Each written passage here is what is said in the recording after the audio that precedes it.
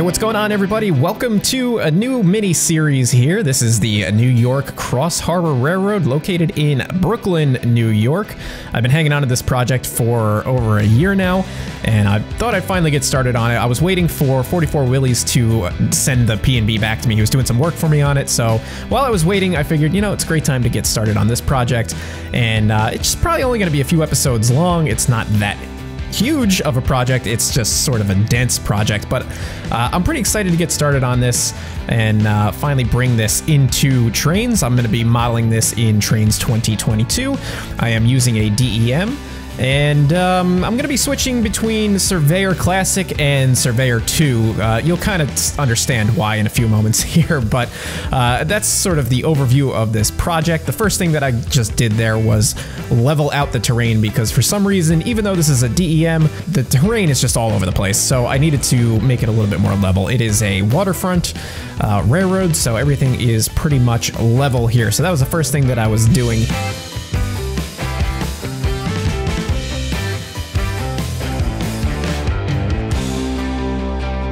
I am using a track map from 1988 as my point of reference, as well as Google Earth and some photos and some trips that I've taken here for my own personal enlightenment, I suppose you could say. So the time period I'm going to be modeling is the late 1980s, early 1990s, but for the most part, like, I don't really know all of the industries that were active during this time period, and I don't know exactly how the track was laid out. I can use the track map as a point of reference, obviously, but there's no way for me to know exactly what was active and what wasn't. So I'm going to do my best here in sort of distilling everything down into something that is somewhat sensible and will operate well in the game, and you know, sort of be fun to build and fun to actually operate on. So again, I'm using some resources from the internet and some of my own personal experiences, and a lot of this infrastructure does still exist. You can look at it on Google Earth. This is located on 1st Avenue and like 50th Street in the Sunset Park area of Brooklyn. So if you want to sort of follow along or take a look at it for yourself, that's where you'll be able to find it. It's not as in use as it used to be, but it is still in operation there. The car float, unfortunately, at 50th Street is now gone. It has sunk. I believe that they use the car floats at 65th Street now, which I will be modeling as well.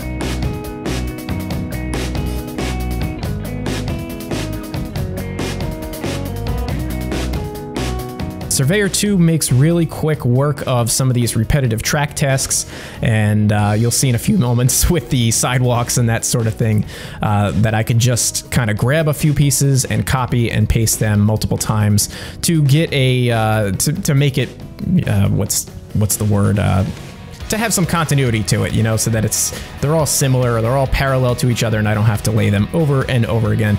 Makes short work of it for the most part.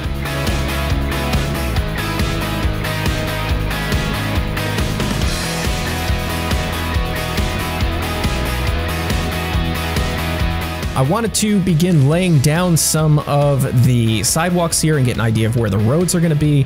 I'm using the measuring tool to measure approximately 40 feet or 30 feet. I think it says 30 feet on the screen there. I did take a measurement on Google Earth, and it seemed to be about 30 or 40 feet, whatever I've got there, and I'm just trying to match that. Then I'm going to use Surveyor 2 and just copy and paste those two parallel pieces of sidewalk over and over again and drag them down the length of my map here and get them lined up roughly where they belong, and I'll connect them off camera so you guys don't have to suffer through all of that. The thing that's going to be really interesting about this build is the fact that it's not really huge in terms of mileage. I think maybe it's only 2 miles long or so, but it's going to be in the density of the build itself, the amount of tracks and the buildings that are going to be here and the details. And that's really what sort of attracts me to it, is the amount of urban details and urban decay that sort of exists on this prototype. By the 1980s, not all of this, or this whole area, wasn't quite as active as it had been previously in the 60s and in the 50s, but it was still fairly active as it is today as well. So there is quite a variety of traffic that will be coming in and out of here, a lot of industries to switch out. The Cross Harbor also interchanged with I believe it was the Long Island Railroad or Conrail, depending on what the era is that you want to, you know, operate in, down at 65th Street. So there is some interchange traffic, some bridge traffic. But overall, the idea, not the idea, but the purpose of the Cross Harbor was to take freight from New Jersey and get it across New York Harbor to the eastern side of it in a quick manner. And that's mainly because any freight that was going out to Long Island otherwise would have to go all the way up the Hudson River up to Selkirk Yard near Albany and then come back down the east side of the Hudson River just to get to Long Island. It would take just days and days and days and days. So the Cross Harbor would take freight from Jersey and just ferry it across the harbor and bring it right into Long Island and Brooklyn in just a couple of hours. And you can still watch this operation today. It does still play out, like I said, down at the 65th Street Yard. It's a very interesting operation. I used to live in Bay Ridge back in the early 2000s, and I used to bike down to the 65th Street Yard as well as Bush Terminal area and watch the operations down there. But unfortunately, those were the days for me before iPhones, so I don't have any pictures or videos or anything like that, unfortunately. But it is a very interesting operation. Lots of variety of traffic. There's lots of box cars of general goods, tank cars, you've got center beam cars, flat cars, full of lumber and pipes, and you name it, this yard pretty much handled it. There was even a small TOFC operation where they had some trailers on flat cars.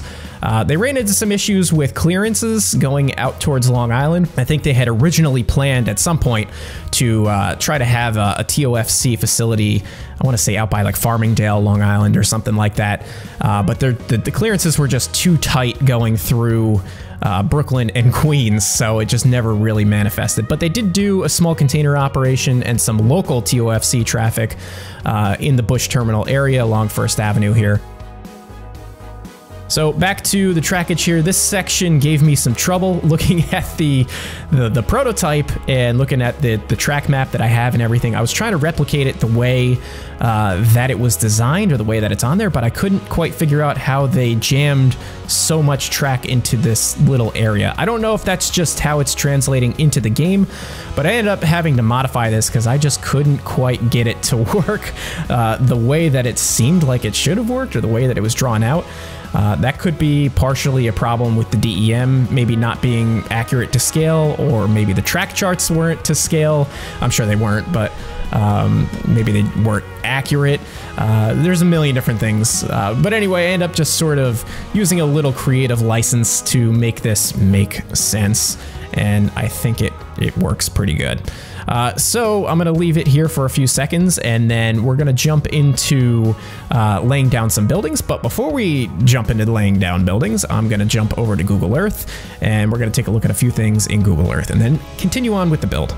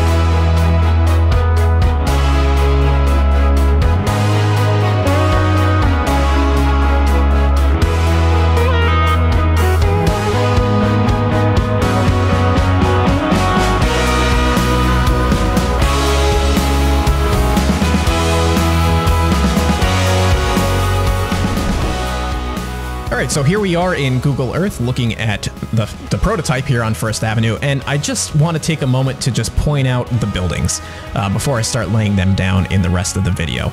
Obviously, there is absolutely no way that I'm going to replicate this exactly, and also I want to mention that there are weird little peculiarities, abnormalities, if you will, in today's layout, like this track that's going sort of right inside of this building. I have a photograph that I'll put up on the screen now of this exact spot.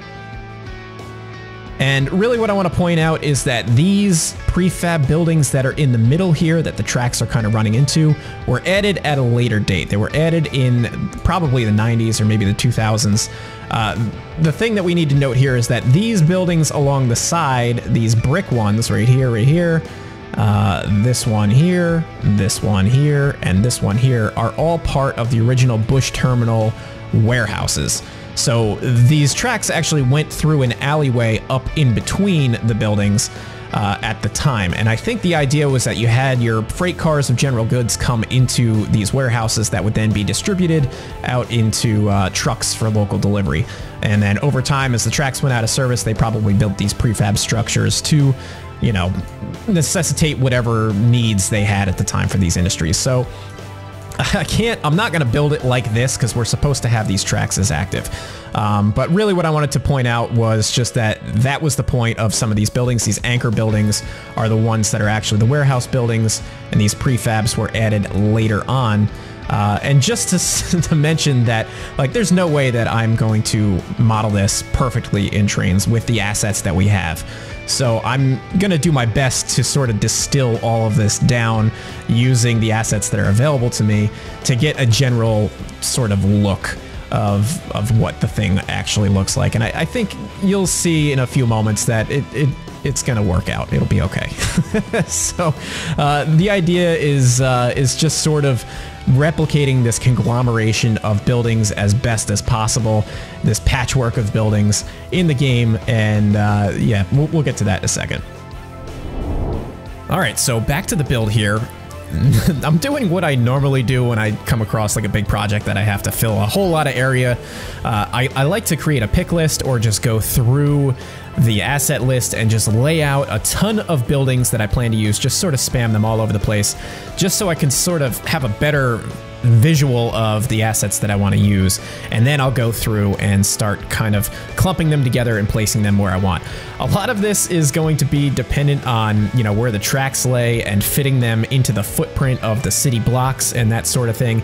So it's a real challenge. As you can see here, this would be a perfect building here, but it gets a little bit close to the tracks. I'll have to make some modifications to where the track is, slide some things around. So things do get tweaked a little bit here and there.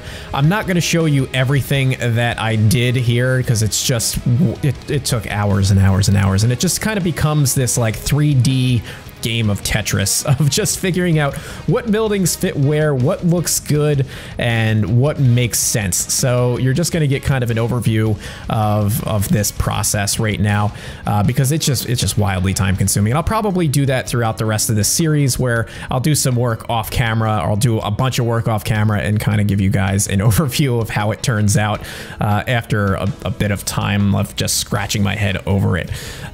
So again, the benefit of laying these buildings down and being able to see them is that I can see them, right?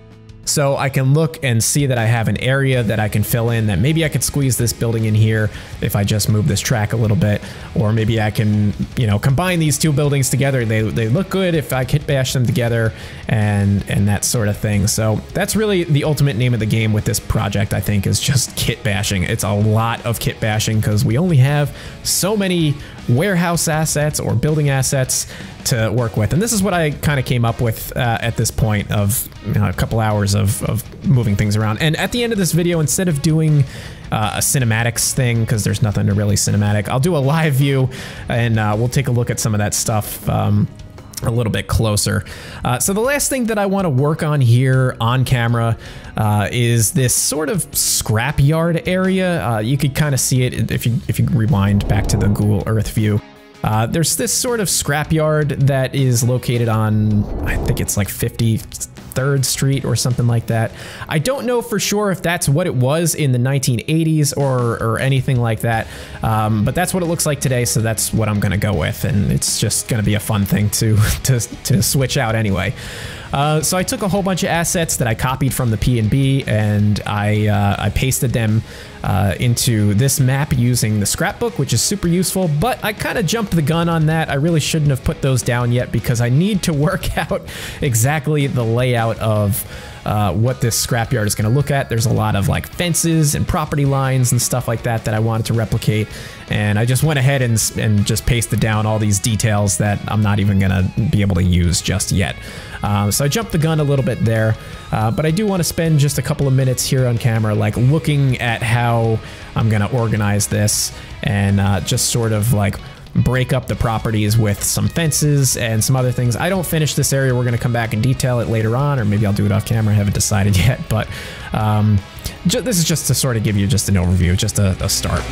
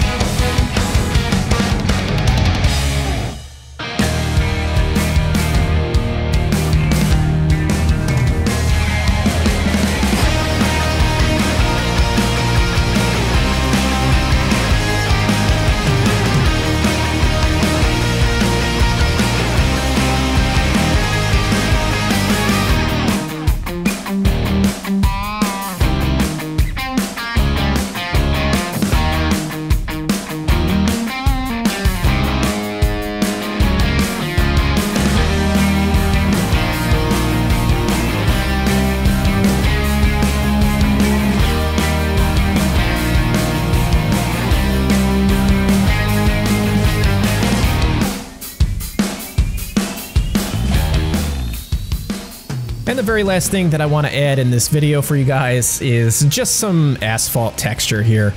And this was really just to get rid of some of the grid. I'm not going to spend a whole lot of time right now doing any of the road markings or any of that sort of detail, or even working on the roads right now, because I'll do that later. I don't even know if I'm going to do it on camera. But it's too early in the game. I have to tweak so much of the roads, and I'll talk about that in this live mode in just a moment. But we'll take a look at that. This is really just to get it down and just have some sort of visual representation of the roads. Some of these traffic crosswalks that I'm probably going to try to use here, and just cover up some of the grid a little bit. But we're going to jump over into live view in a second here, so I'll see you guys there.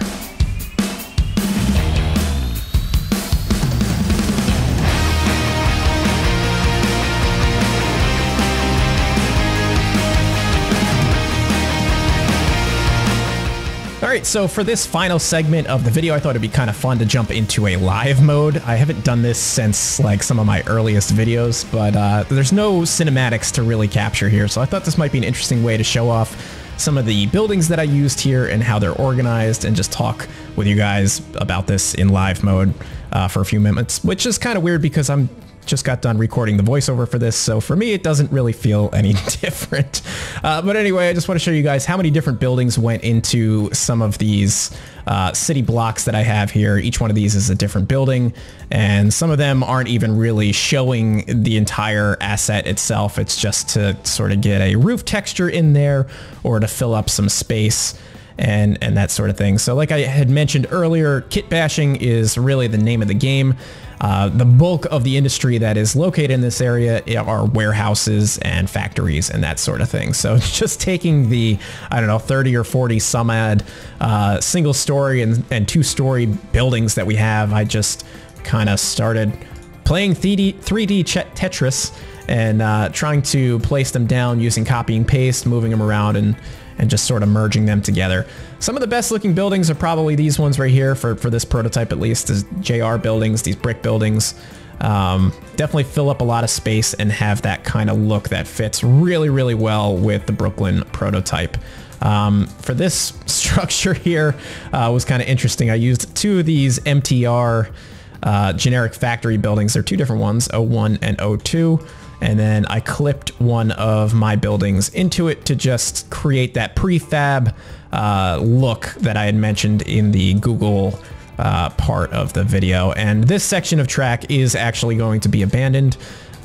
So I did want to at least hint at that. And I mean, the main reason, honestly, that I'm making this track abandoned is that I couldn't really, the way the track was arranged, I couldn't get a switch in there. And I was like, you know what, let me just roll with it and make this an abandoned section. Maybe this is one of the sections that was modernized before the rest. But I really like how that turned out. There's a lot of area that I'm going to have to fill in, a lot of these blocks. And I think the copy and paste tool is probably going to come in really handy with that sort of thing. You can kind of see where I had to mess with the terrain a little bit because the DEM data was not accurate, but I'll smooth all this out and it'll look pretty cohesive as I progress with it. I want to also mention, let's look at the map. The cutoff for this build, oh, it looks like the tile got messed up there. That's part of the problem with working with Surveyor 2 with DEMs, is that even though the layer is locked, you can still accidentally click on it, the DEM tiles, and accidentally slide them around if you're trying to grab a building or the track. So that's why I was kind of switching between Surveyor 2 and Classic quite frequently. But what I wanted to mention real quick here is that this is the Brooklyn Queens Expressway right here, and this goes right over top of 3rd Avenue. This is probably going to be just about where the cutoff of the build is going to be. There's not really much use for me to model all of the rest of the Sunset Park Brooklyn up here. It's a lot of houses and stuff like that. Maybe I'll put something back there to fill it in, but 3rd Avenue, the BQE, is pretty much going to be the cutoff. And I do want to model the interchange here with the SBK, just because I think that'll be interesting.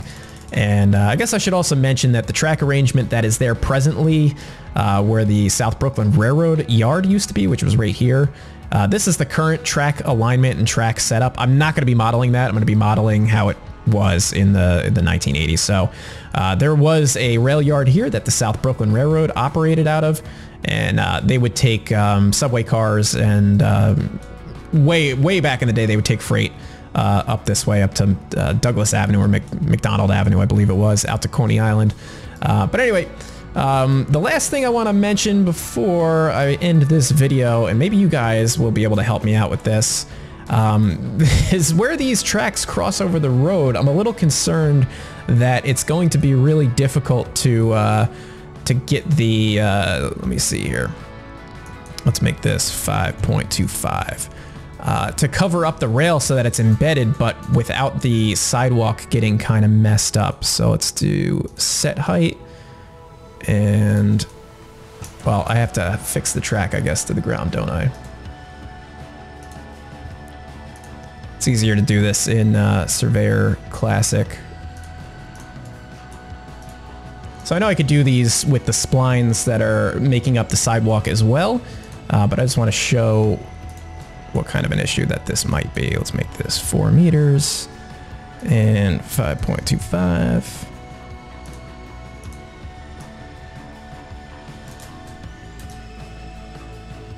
And do I not have PBR textures turned on? I might not. So I can move the terrain, but it's also going to move the sidewalk as well. So I guess I'm going to have to fix the height of the sidewalk as well. I don't know. It's going to get kind of interesting, I think. Let's just set this to 5. Just to get an idea. This is HD terrain, by the way, so I can use the smaller brush size as well, but I'm just doing this for demonstration's sake. But yeah, so I'm a little worried how I'm going to make this work. We'll go back to Classic, and if I lock the height of yeah, if I lock the height of the spline sidewalks, it kind of makes some sense. I don't know where the end of this one is, way up here. So it might be doable. I mean, if you go to Street View or if you ever visit this area, the sidewalk actually does exist almost at the same level as the street. There's almost no curb in most of these areas. So it might be okay for me to just sort of pave it that way. I don't know. I'm not... Man, I totally forgot how to use Surveyor Classic. Let's just go back and do this again. 5.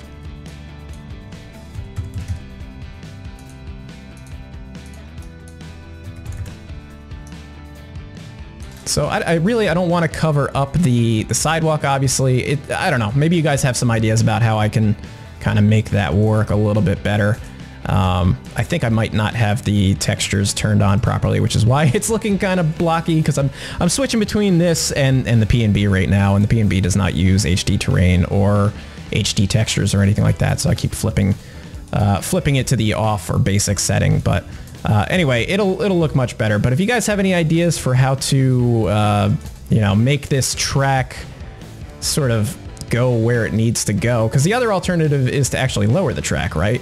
You know, you can bring it down to a different height, but the problem is with this procedural track is that then it breaks the frogs and the points and makes things all look kind of weird. So I don't know. I might have to mess with it a bit and see what I can come up with, but figured I'd mention it to you guys. Anyway, that is going to do it for this video, guys. I hope you enjoyed it. I hope you're looking forward to seeing more of this particular project. It's been a lot of fun, and I've been looking forward to getting started on this for a long time, so I'm having a lot of fun. Anyway, thank you guys so much for watching, and I'll see you guys next time.